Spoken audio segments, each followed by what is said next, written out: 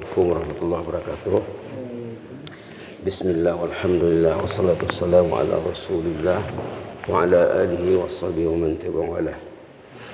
Alhamdulillah, Allah masih memanjangkan usia kita, masih memberi kita kesehatan, masih memberi kita senang duduk di rumahnya.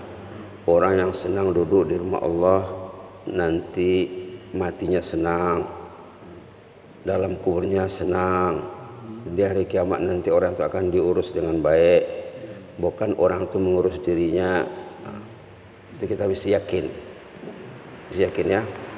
Saya mau bercerita, kemarin hari Minggu kami pergi ke Purbabaru membawa anak-anak dari Pinaga, anak-anak yang kelas akhir, kelas 6, memperkenalkan mereka tentang pondok pesantren Purbabaru yang santrinya sekarang sekitar 13.500. Subhanallah.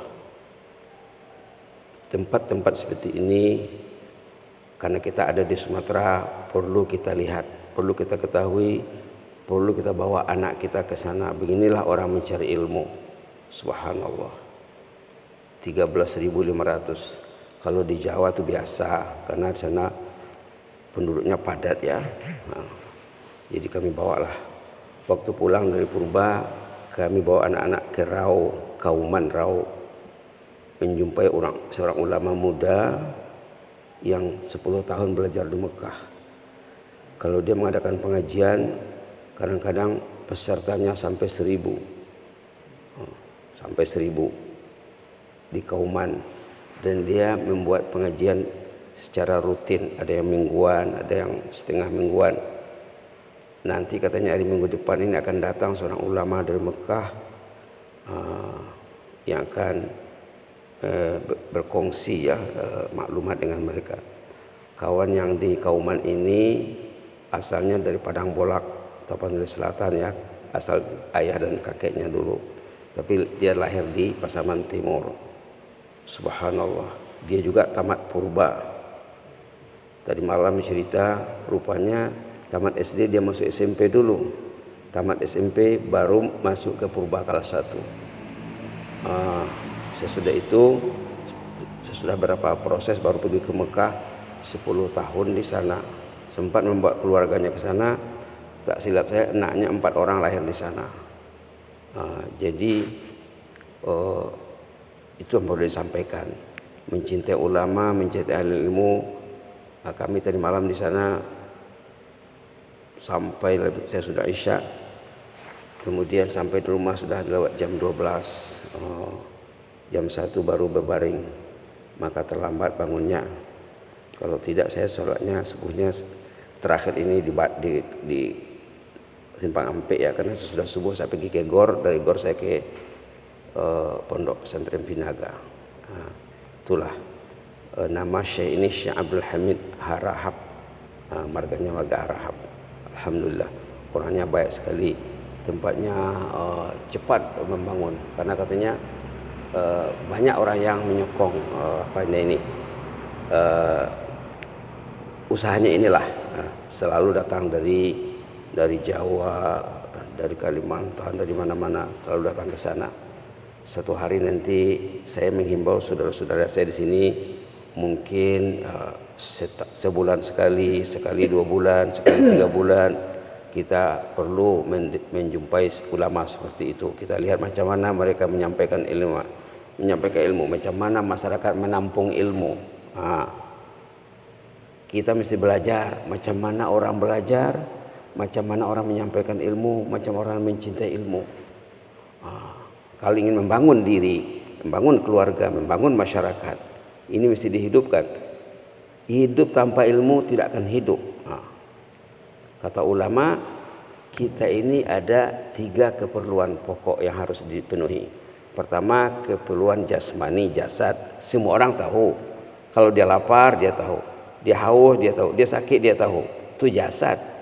Maka diadakan klinik, diadakan farmasi, diadakan rumah sakit. Berobat sampai ke luar negeri kalau jasadnya bermasalah.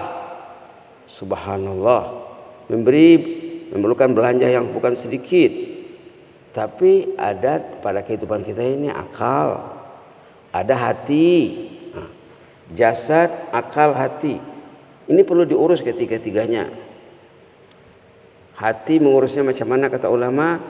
Mengurus hati dengan mendidik hati cinta Allah. Hati yang kosong dari cinta Allah sama dengan badan yang tidak makan minum. Itu kata ulama ya. Hati yang kosong dari cinta Allah sama dengan hati yang tidak dikasih makan, tidak dikasih minum. Maka susah mau ke masjid, susah nak duduk di masjid, susah nak pegang Quran, karena kosong dari cinta Allah.